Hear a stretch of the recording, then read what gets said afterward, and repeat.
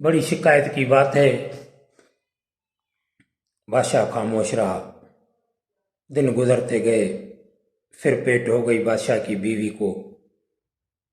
जब डिलीवरी का वक्त आया तो फिर बहनों को बुलाया। डिलीवरी हुई, बहुत ही खूबसूरत बेटा हुआ। उसी बेटे को भी उसी तरह उनकी बहनों ने नहर में संदूक में डाल के छोड़ दिया और कोयले का इतनी गठड़ी लेके बोलती हैं, बादशाह सलामत आपको, ये कोयले आपकी बीवी को पैदा हुए। बादशाह खामोश हो गया। वजीर ने फिर भी बोला, बादशाह सलामत सब्र करे, ये अल्लाह की देन है, हम क्या कर सकते हैं। वो बेचारी रोती बोलती, ये मुझे क्या हो रहा है, बेटा नहीं हो रहा, औलाद नहीं हो रही। चलो टाइम गुजरता गया, फिर उसको पेट हो गया। तीसरी मर्तबा उसको बेटी पैदा हुई। तो इनकी बहनों ने उसके साथ भी ऐसा ही किया, उसको भी दरिया में। और जो दरिया में तीनों ही बच्चे एक ही माली के हाथ आ गए, वो एक ही जगह पे, यानी तीनों बहन भाई एक ही माँ बाप के पास। जब तीसरी मर्तबा भी कोई बहाना बना के उसको बताया कि आपके यहाँ इंसान की औलाद नहीं हुई, तो बादशाह को बहुत गुस्सा आया। बीवी को उठा के चौक में बांध दिया जंजीर से और बोला, जो भी आदमी आए इसको थूके, इसकी यही सजा है, और जो जो नहीं थूकेगा तो उसको हुकूमत सजा देगी। अब बेचारे कई लोग तो वो चौक पे आना ही छोड़ गए कि एक औरत को क्या थूके। अब चलो चलते हैं उन बच्चों के पास। आज बच्चे छोटे, कल जवान हो गए। वो उसके जो माँ बाप थे वो मर गए। इन्होंने बाग को इतना खूबसूरत बनाया, तमाम बेहतरीन। एक दिन एक फकीर आया,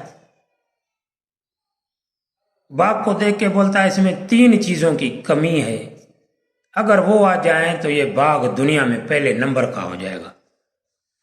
तो बादशाह के बड़े बेटे ने पूछा, वो कौन सी हैं? बादशाह ने बोला कि एक झिरकी है जो बातें करती है, एक पेड़ है जो गाता है, और सोने पानी का तालाब। अगर ये तीनों चीजें इधर आ जाएं तो दुनिया में इस जैसा बाग नहीं है। तो तीनों बहन भाई बैठे थे, उन्होंने पूछा कि कहाँ मिलेगा? फकीर ने बोला, फिला जबल पे, वो इतना दूर है। फकीर चला गया।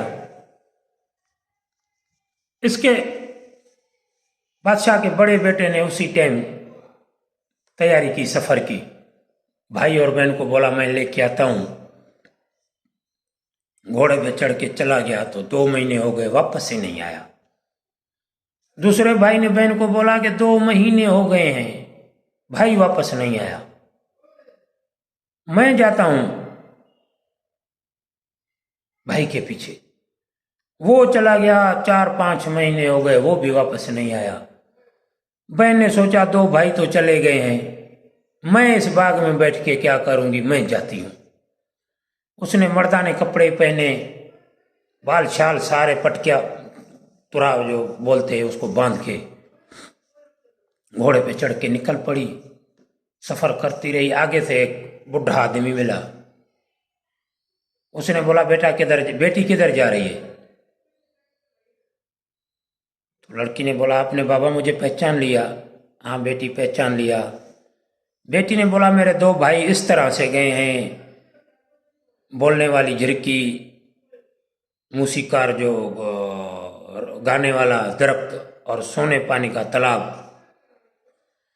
बोला, बेटी मेरी बात सुनो, उधर जो भी गया है वापस नहीं आया। आप ऐसा करो, ये मैं आपको कुछ चीज दे रहा हूं, ये फेंको, ये उधर पहुंचाएगी।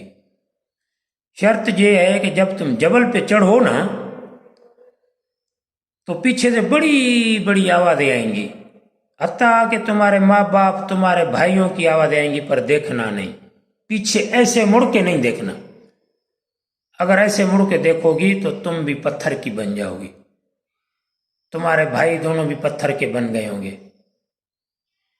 फिर जब ऊपर चली जाओ, जब पहुंच जाओ तो झिरकी को पकड़ लेना, वो उड़ेगी नहीं। इसने कहा चलो ठीक है। वो आगे जो फेंका, जो फक्की ने दिया, तो वो आगे चलने लगा। ये इसके पीछे पीछे उस जबल पे पहुंची। अब जबल पे जैसे ही चढ़ने लगी तो पीछे से भाई की आवाज आई, बहन किधर जा रही है? हम इधर है, आओ वापस आओ, हम चलते हैं। पर इसको फकीर ने जो बात बताई थी याद थी, वो फिर आगे चली। फिर वो माली माँ बाप की आवाजें आने लगी और मर्दों की किस्में किस्में की आवाजें, प्यारी प्यारी आवाजें, आप इधर इधर आओ, चलते हैं चलते हैं। पर वो लड़की ने पीछे देखा ही नहीं। जाके ऊपर पहुंची तो देखती है तो बिल्कुल बेहतरीन एक पेड़ खड़ा है, झिरकी बैठी है और सोने पानी का तालाब भी है। तो जाके झिरकी को पकड़ा। झिरकी ने बोला, बेटी बात सुनो, हम अब आपके हैं, आप इधर पहुंच गई हो। इधर सोने पानी के तालाब से कुछ पानी निकाल के फेंको नीचे। उसने पानी निकाल के फेंका तो 200-300 मर्द इंसान बन गए, जो पत्थर बने हुए थे। वो उसके भाई भी थे, उन्होंने देख के आ गए। सबको लड़की ने बोला, अपने घर घर जाओ भाई, सब चले जाओ। वो सब चले गए। झिरकी ने बोला, 2 शीशी वो पड़ी हैं, इस तालाब से ले लो, और छोटी सी टहनी इस पेड़ से ले लो। उस पेड़ से ली और मुझे उठाओ, चलो। वो उधर से चले, सीधा अपने बाग में आ गए। लड़की को बोला कि ये पानी जो है इस तालाब में डालो। झिरकी ने पानी उसने तालाब में डाल दिया, वो सारा सोने का पानी बन गया। और टहनी थी, बोला इसके साथ लगाओ, जमीन में लगाई तो वो पूरा पेड़ बन गया। अब रात को जब होती तो वो पेड़ गाता, इतनी सुरीली आवाज, इतनी बेहतरीन आवाज के जंगल के जितने भी जंगली जानवर थे वो आके बैठ जाते, सुनते थे। ये बात मशहूर होती गई, बादशाह तक जाके पहुंची कि ऐसा पेड़ है, इतना गाता है कि लोग मदहोश हो जाते हैं, जानवर आके मदहोश हो जाते हैं। बादशाह को विस्रार हुआ कि देखूं, तो उसने, झिरकी ने क्या कहा अपने मालकों को, यानी बड़े बेटे को, बोला कि आप जाओ, इस बादशाह के दावत करके लाओ। आप जाओ, वो आपकी दावत कबूल कर लेगा। वो लड़का बड़ा ही खूबसूरत था, बादशाह शाही खानदान का तो था, उसे खून में वो जरासीम तो मौजूद थे। वो आके बादशाह के पास मिला, बड़े ही अदब इखलाक से बात की, दावत दी, बादशाह ने कबूल कर ली।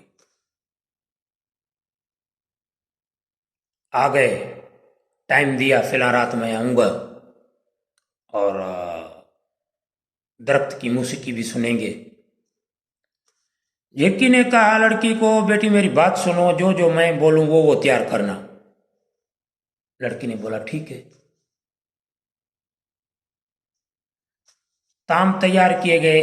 एक ताम उसको बोला कि हीरे और मोतियों का बनाओ, उसमें नमक डालो, प्याज ऊपर डालो, मिर्ची डालो, जैसे बादशाह को लगेगा कोई चीज खाने वाली है।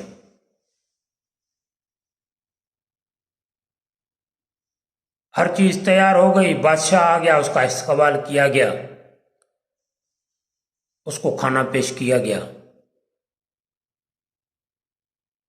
जब बादशाह ने इधर से एक नवाला खाया, उधर से खाया, जब वो मोतियों वाला ऐसे जो नवाला जो डाला मुंह में, तो मोती थे, वो कहाँ टूटते। तो बादशाह ने ऐसे उंगल डाल के बैठ गया, ये क्या है। तो झिरकी बोलती है, बादशाह क्यों उंगल डाली है मुंह में। तो बादशाह बोलता है, उंगल इसलिए डाली है कि ये मोती हैं, ये कैसे खाऊं। तो झिरकी बोलती है, अब उंगल मुंह में डाली है, उस टाइम अकल कहाँ थी। किसी औरत ने बिल्ली का बच्चा भी जना, किस औरत ने कोयले की कटड़ी भी दी। बादशाह हैरान हो गया, बोलता ये तुझे कैसे पता चला। उस झिरकी ने बोला कि तेरे ये 3 बच्चे, 2 बेटे 1 बेटी, ये तुम्हारे हैं, और जो तुम्हारे साथ किया, जो तुम्हारी बीवी की बहनें थी 2, उन्होंने, और जो दाई थी, और 2-3-4 और भी नौकरियां यहाँ मिली थी, ये तेरे बेटे हैं। जब तेरा बेटा बड़ा पैदा हुआ तो उसको संदूक में डाल के दरिया में बहा दिया, इधर आके पहुंचा। दूसरा बेटा हुआ, तीसरी बेटी हुई, बादशाह बड़ा ही खुश हो गया, उठ के तीनों बच्चों को गले लगा लिया, माफी मांगी, रो रहा था, मैं इंसान हूँ, मुझे पता नहीं चला। झिरकी को आके बड़े ही उसके साथ बातें की, उसका शुक्रिया अदा किया। तीनों बच्चों को लेके सीधा चौक पे आया और अपनी बीवी को जंजीर से खोला, उससे माफी मांगी, बोला कि मुझसे बड़ी गलती हो गई, बस मैं माफी के लायक नहीं, पर मुझे माफ कर दो, ये तेरे बच्चे हैं, ये मेरे बच्चे हैं। उसी टाइम पुलिस सिपाहियों को बोला कि ले आओ उनकी बहनों को। रातों रात उसकी बहनों को लाया गया, दाई को लाया गया, जो नौकरियां नहीं मिली हुई थी। सब ने सच बताया कि हाँ ये बच्चे आपके हैं, थे बच्चे, हमने ऐसे किया। बादशाह ने हुक्म दिया कि मार दो इनको, तो उसकी बीवी बोली नहीं, जो मेरे साथ होना था हो गया, मेरी बहनों को माफ कर दो, बाकियों को जेल में डाल दो, अपने नौकरों को, या मार दो, तुम्हारी मर्जी। फिर बादशाह ने कहा देखो अपनी बहनों को, अपनी बहन को देखो कैसे वो आपसे प्यार करती है, और आपने इसके साथ इतना जुल्म किया कि 20 साल से बेचारी ये इधर बंधी पड़ी है और थूके खा रही है इंसानों की। ये किस्सा इधर ही खत्म हुआ। इंशाल्लाह आप लोगों को पसंद आएगा।